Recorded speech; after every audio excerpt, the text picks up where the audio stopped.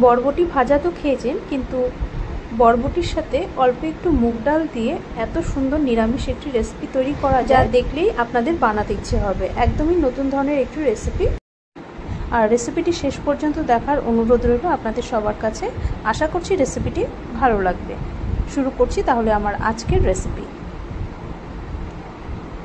এখানে প্রায় 1 বান্ডিলের মতো আমি বরবটি নিয়েছি। এবার বরবটিগুলো একটু লম্বা লম্বা করে কেটে নেব। দু সাইড থেকে কেটে বাদ দিয়ে তারপর এইভাবে একটু লম্বা করে কেটে নিতে হবে। কেটে নিয়ে তারপর ভালো করে বরবটি ধুয়ে তারপর রান্নাটা শুরু করে দেব। তো প্রথমে মুগ ডালটা ভেজে নেব। এখানে প্রায় হাফ কাপ মুগ ডাল দিয়ে দিচ্ছি। মুগ ডালটা প্রায় 1 মিনিট হাই ফ্লেমে একটু নাড়াচাড়া করে নেব। ডালটা ভাজতে ভাজতে যখন হালকা একটু লালচে রঙের হয়ে যাবে তখন গ্যাস অফ করে ডালটাকে একটা ছোট বাটির মধ্যে নামিয়ে একটু ঠান্ডা করে নিয়ে তারপর ভালো করে ডালটা ধুয়ে নেব।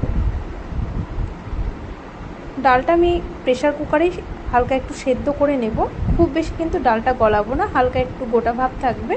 তবে আপনারা চাইলে যদি এইভাবে কুকারে সেদ্ধ করতে না চান তাহলে ডালটাকে একটু ভিজিয়ে তারপর আপনারা কিন্তু কাঁচা ডালটাই মশলার সাথে কষিয়ে রান্না করতে পারেন।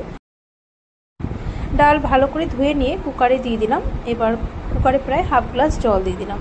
দিয়ে দিচ্ছি ছোটো 1 চামচ লবণ আর ছোটো 1 চামচ সর্ষের তেল দিয়ে ঢাকনাটাকে ভালো করে বন্ধ করে দিয়ে এবার হাই ফ্লেমে 2টো সিটি দিয়ে নেব। 2টোর বেশি সিটি দেব না, তাহলে ডালটা গলে যাবে বেশি। ডালটা এখানে আমি একটু গোটা ভাব রাখবো, তাই খুব একটা বেশি সিটি দেব না। কড়াই বসিয়ে দিয়েছিলাম। এবার কড়াইতে প্রায় বড় 1 চামচ সর্ষের তেল দিয়ে দিলাম। এবার বরবটিগুলো এর মধ্যে দিয়ে ভেজে নেব। বরবটিগুলো দিয়ে দিচ্ছি। দিয়ে দিচ্ছি সামান্য লবণ, প্রায় ছোট হাফ চামচ লবণ দিয়ে দিলাম আর অল্প একটু হলুদ দিয়ে দিচ্ছি। দিয়ে নাড়াচাড়া করে এবার হাই ফ্লেমে 2 মিনিট ভেজে নেব। খুব বেশি লালচে করে ভাজার দরকার নেই, হালকা একটু ভেজে নিলেই চলবে। 2 মিনিট আমি ভেজে নিলাম এই বরবটিগুলো। এখন তুলে নিচ্ছি।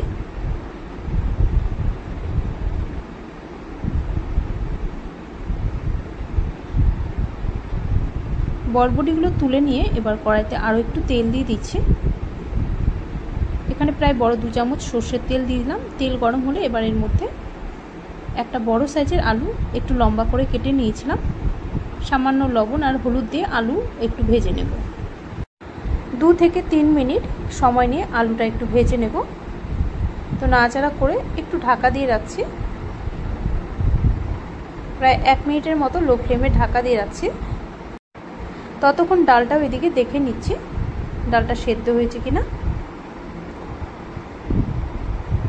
এবার কুকারের ঢাকনাটা খুলে দিচ্ছি। গ্যাসটা পুরো বেরিয়ে গেছে, ডাল সেদ্ধ হয়ে গেছে। ডালটা কিন্তু খুব বেশি গলায়নি, একটু গোটা ভাব আছে। এইভাবে যদি রাখা হয় তাহলে খেতে ভালো লাগবে।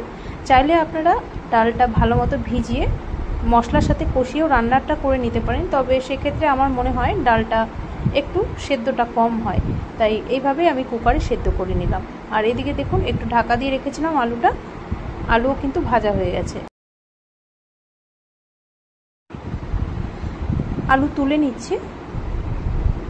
আরও একটু তেল দিয়ে দিচ্ছি, খুব বেশি না, প্রায় ছোটো 1 চামচের মতো তেল দিয়ে দিলাম। তেল গরম হলে এবার একটা শুকনো লঙ্কা দিয়ে দিচ্ছি ছোটো হাফ চামচ গোটা জিরে। ফোড়নটা একটু ভেজে নেব। ফোড়নটা ভাজা হলে এবার এর মধ্যে আমি দিয়ে দিচ্ছি কাঁচা লঙ্কা আর আদা বাটা। ছোটো 1 টুকরো আদা আর প্রায় 3টে কাঁচা লঙ্কা একসাথে বেটে নিয়েছিলাম, সেটা দিয়ে দিলাম। আর অল্প জলও দিয়ে দিলাম। দিয়ে একটু কষিয়ে নিচ্ছি যতক্ষণ না পর্যন্ত আদার কাঁচা ভাবটা চলে যাচ্ছে। প্রায় কয়েক সেকেন্ড নাড়াচাড়া করে নিয়ে এবার এর মধ্যে দিয়ে দিচ্ছি ছোটো 1 চামচ জিরের গুঁড়ো, ছোটো 1 চামচ ধনের গুঁড়ো, ছোটো 1 চামচ লঙ্কার গুঁড়ো আর দিয়ে দিচ্ছি ছোটো হাফ চামচ হলুদ গুঁড়ো। আরও একটু জল দিয়ে দিচ্ছি যাতে মশলাটা ধরে না যায়।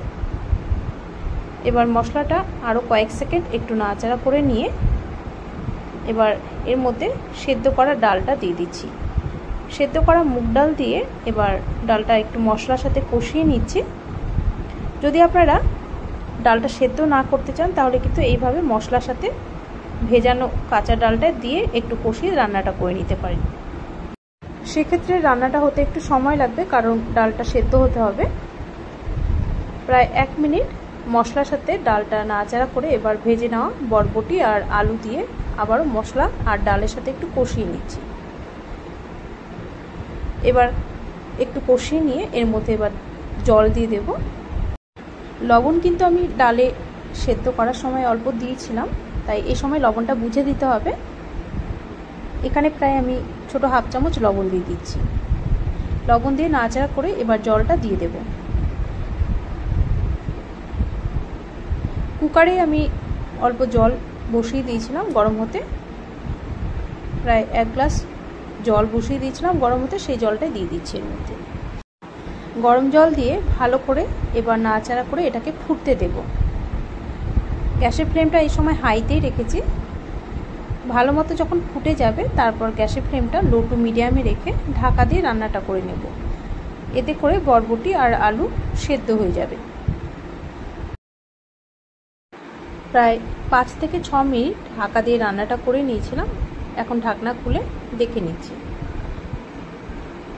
বরবটি সেদ্ধ হয়ে গেছে, আলুও কিন্তু সেদ্ধ হয়ে গেছে। সব শেষে এর মধ্যে দিয়ে দিচ্ছি সামান্য গরম মশলার গুঁড়ো। নিরামিষ রান্না তাই দিয়ে দিচ্ছি ছোট 1 চামচ চিনি, দিয়ে দিচ্ছি 1 চামচ ঘি। সব কিছু এবার নাড়াচাড়া করে একটু ফুটতে দেব।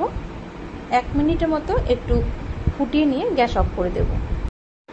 আর এখানে মুগ ডালটা একটু গোটা ভাব রেখে সেদ্ধ করেছিলাম এই কারণেই, কারণ আরও একটু সময় নিয়ে রান্না করতে হবে।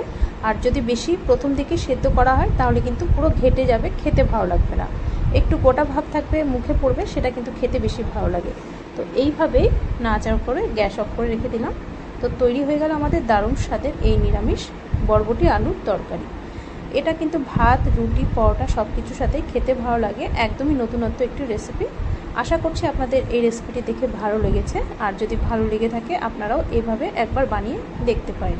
আশা করছি এটা আপনাদের ভালো লাগবে। খুবই সুস্বাদু হয় এই রেসিপিটা, অবশ্যই এইভাবে একবার ট্রাই করুন।